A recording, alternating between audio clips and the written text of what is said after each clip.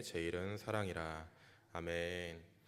하나님의 은혜와 평강이 오늘도 여러분과 함께 하시기를 축복합니다.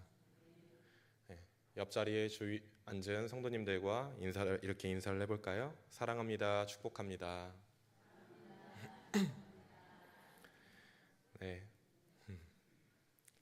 사랑합니다. 축복합니다.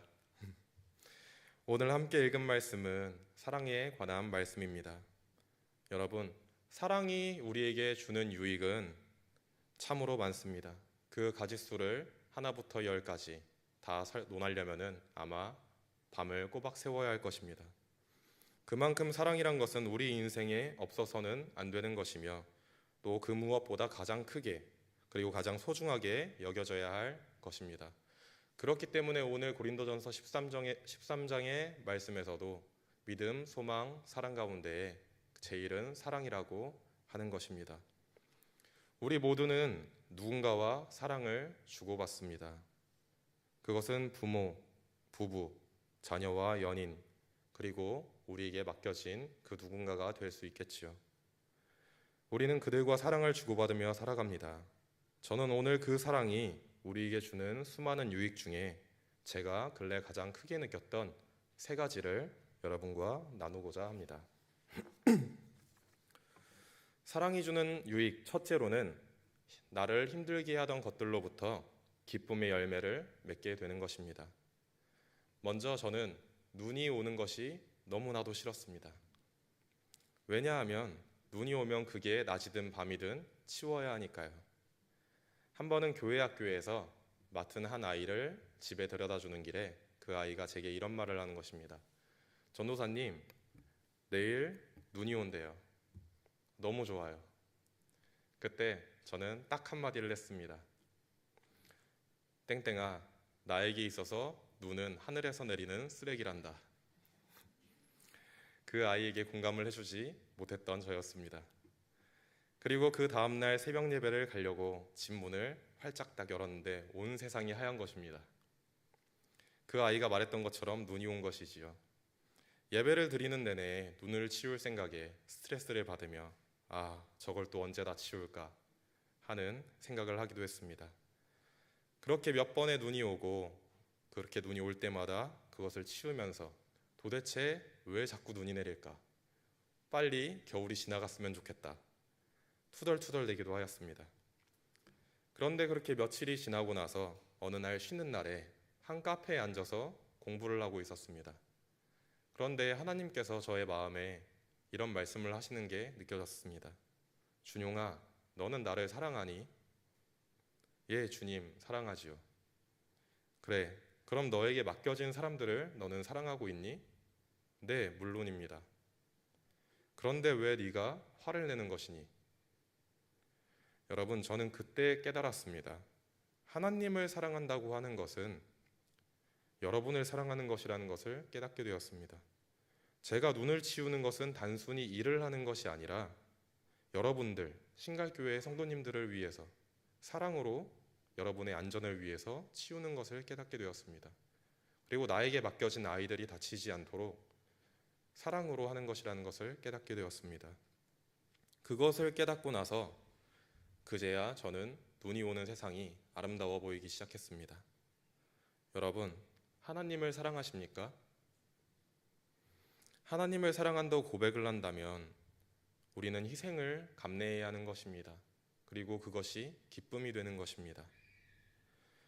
사랑하는 성도 여러분, 사랑하는 사람을 위해서 하는 일은 힘들어도 힘든 일이 아닌 것이 되는 것입니다. 사랑하는 사람들이 다치지 않게 하기 위해서, 내가 사랑하는 사람들이 조금이라도 편하게 하기 위해서 하는 일은 즐거운 일이 되는 것이지요. 피곤하지만 우리 성도님들이 남편과 자녀들을 위하여 밥을 차리는 것, 그리고 남편과 자녀들이 그 음식을 맛있게 먹는 것을 보면 기쁨을 느끼지 않습니까? 그리고 또 남편들은 힘들지만 아내와 아이들을 보며 열심히 일하는 것이 또 즐겁지 않습니까? 그것이 바로 사랑이 주는 첫 번째 유익인 것입니다. 누군가를 사랑하면 힘든 일도 견디게 되고 그것이 기쁨으로 열매를 맺는 것이 되는 것입니다. 그래서 예수님께서도 우리를 사랑하시기 때문에 십자가의 고통을 견디신 것이죠. 예수님께서 십자가를 지시고 달리시기까지 얼마나 고통스러우셨을까를 생각하면 우리는 감히 그 고통을 생각하기도 힘들 것입니다. 하지만 예수님께서는 묵묵히 그 길을 걸어가셨습니다. 그 이유는 단 한 가지지요. 우리를 사랑하기 때문에. 예수님께서는 이 세상을 이처럼 사랑하시기 때문에 우리를 위해서 이 땅에 오신 것입니다. 그 고통을 모두 겪으신 것입니다. 여러분, 창세기 1장을 보면은 혹시 하나님께서 이 세상을 보시며 몇 번을 보시기에 좋았다고 하셨는지 아시나요? 아시는 분? 7번입니다. 하나님께서는 매일 한 번씩 6번을 보시기에 좋았단 말씀하시고, 특히 인간을 창조하신 후에 다 지어진 세상을 보시기에 심히 좋았다고 그렇게 말씀을 하셨습니다. 그런데 아담과 하와는, 우리 인간은 하나님의 그 기쁜 마음을 깨버렸습니다. 그럼에도 불구하고 하나님께서는 선악과를 먹은 후 벗은 몸을 부끄러워하는 그들을 위해 옷을 입히셨고, 또 동생을 죽인 가인을 위해서는 너를 죽이는 자마다 벌을 더 받을 것이라고 약속을 하셨습니다. 또 매번 죄를 짓는 이스라엘 백성들을 매 순간 도우셨습니다. 부르짖을 때마다 이스라엘 백성들 앞에 나타나셨습니다. 그리고 그들이 하나님을 향해 낯을 옮길 때에 하나님께서는 매 순간 기뻐하셨습니다. 이처럼 사랑은 화가 나는 일도 고통을 받는 일도 견딜 수 있게 하는 것입니다. 그리고 그 열매로 기쁨을 얻게 되는 것이죠. 여러분, 진실로 하나님을 사랑하십니까? 정말로 하나님을 사랑한다면 우리가 하나님을 일을 할 때에도 우리가 맡겨진 사역이 설령 무겁다고 한들 그 또한 기쁨으로 이겨낼 수 있게 될 것입니다. 그것이 사랑이 주는 첫 번째 유익인 것입니다. 사랑이 주는 두 번째 유익을 말씀드리겠습니다. 사랑이 주는 두 번째 유익, 나의 고집을 꺾게 되는 것입니다. 여러분이 보시기에는 제가 고집이 있어 보이나요? 없어 보이나요? 고집이 상당히 셉니다. 여러분, 저를 되게 좋게 봐주셔서 감사합니다. 특히 저는 머리를 길게 기르는 것을 좋아합니다. 헤어스타일에 대한 고집이 있습니다. 저희 어머니께서는 어렸을 때부터 항상 짧은 머리를 좋아하셨어요. 그래서 항상 어느 정도 머리의 길이가 좀 여기까지 내려오게 되면은 옆을 싹 밀어버리고 뒤까지 싹 밀어버리는 일명 깍두기 머리를 하고 다녔습니다. 그래서 저는 나이가 하나 둘 들면서 저의 머릿속에 있는 온갖 지식을 다하여서 변명거리를 만들어내곤 했습니다. 그 중에서 특별히 제가 생각해도 어이없는 변명을 몇 가지를 말씀을 드리겠습니다. 하나는 제가 태어났을 때 어머니께서는 저의 이름을 신다니엘이라고 지으려고 하셨습니다. 그리고 항상 하시는 말씀이 너를 나는 하나님께 드렸다 라고 말씀을 하시는 걸 많이 들었습니다. 여러분, 어떤 사람들은 다니엘을 나시린이라고 이야기하기도 합니다. 그런데 나시린이 대표적으로 하지 말아야 할 것 중에 하나가 무엇입니까? 삭도를 머리에 대지 않는 것.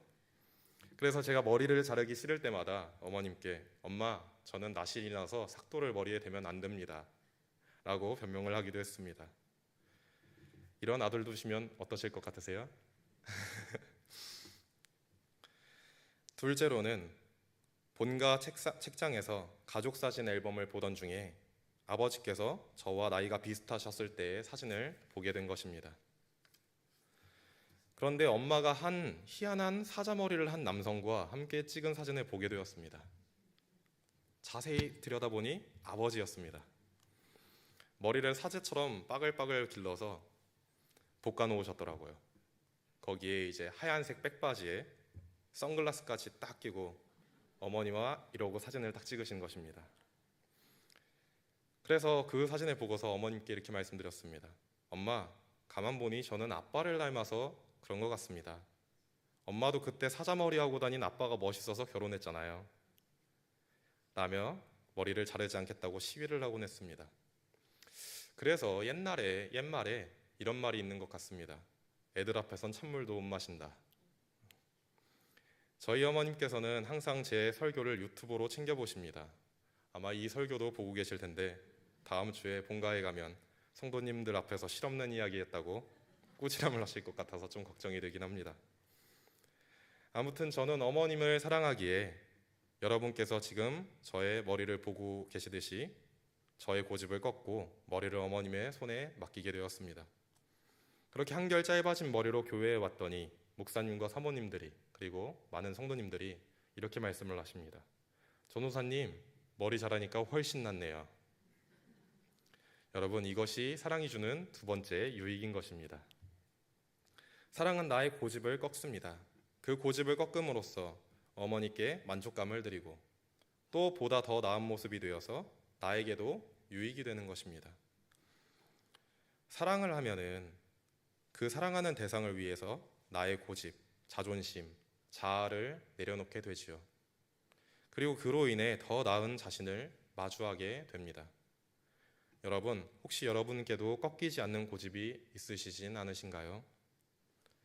이것만큼은 변하기 어렵다. 이것만큼은 내가 내려놓을 수가 없다 하는 고집이나 습관이나 그런 것들이 있지는 않으십니까?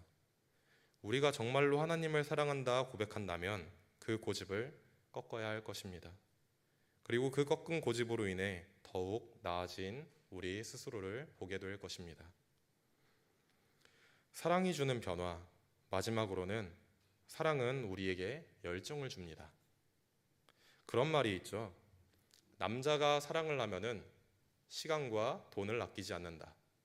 그것은 진실입니다. 사랑을 하는데 뭔들 못하겠습니까? 시간이 없다면은 잠을 줄여서라도 만날 것입니다. 거리가 멀어도 사랑은 가까운 것처럼 느껴지게 하며 피곤하더라도 사랑은 나를 움직이게 하는 것입니다. 그리고 만났을 때에는 거짓말처럼 피곤함이 싹 가십니다.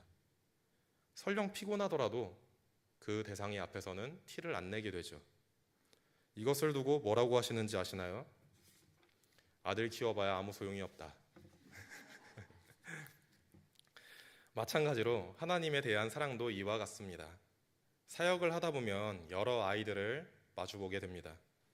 그 중에는 시키지도 않은 일을 하는 아이가 있고 또 중고등부 예배뿐만이 아니라 다른 예배에 참여하려고 노력하는 아이들이 있습니다. 즉 자신의 열정을 하나님께 드리는 것이죠. 그런 아이들을 보면 그 하는 행동이 저를 위해서 하는 행동이 아니지 않습니까? 근데 그럼에도 불구하고 너무나도 예쁩니다. 이 모습이 제 눈에도 이렇게 예쁜데 하나님께서 보실 때는 얼마나 예쁘겠습니까? 이런 아이들처럼 사람은 누구나 누군가를 사랑하게 되면 자신의 시간과 자신의 열정을 쏟게 되는 것입니다. 사랑의 표현에는 여러 가지가 있죠. 시간, 관심, 열정, 정성, 물질, 기타 등등이 있을 것입니다. 이는 분명히 그리고 사랑은 그런 모든 것들을 쏟게 만드는 것입니다. 이것은 분명히 사랑이 우리에게 주는 유익한 변화인 것입니다. 베드로를 생각을 해보면 예수님께서 십자가에 달리셨을 때 3번이나 부인을 했습니다. 그러나 예수님께서 부활하신 후에 다시 3번의 사랑을 고백을 하고 그의 모든 열정이 예수님으로 맞춰지지 않았습니까? 자신의 삶 전체를 예수님께 바치는 일생을 살지 않았습니까? 나의 시간, 그 베드로처럼 나의 시간과 나의 열정을 부모 앞에 보인다면, 하나님 앞에 보인다면은 자신의 삶을 바치는 열정을 보인다면 하나님께 있어 그보다 예쁜 행동이 무엇이 있겠습니까? 여러분께서 혹시 힘들어하시는 맡겨진 사명이 있으십니까? 그 사명으로 인해 기쁨의 열매를 맺게 될 것입니다. 혹시 여러분에게 꺾이지 않는 고집이 있으십니까? 하나님을 사랑한다면 그 고집을 꺾게 될 것입니다. 여러분이 하나님을 사랑한다면 하나님에 대한 열정으로 살아가게 될 것입니다. 사랑하는 성도 여러분, 저는 이러한 사랑이 우리 가운데 넘치기를 바랍니다. 하나님을 사랑하는 마음으로 이웃을 사랑하고 그 사랑이 또한 우리를 통하여 널리 전파되기를 원합니다. 그런 의미에서 우리 옆에 앉아 계신 성도님들과 마지막으로 이렇게 인사를 해볼까요? 사랑합니다.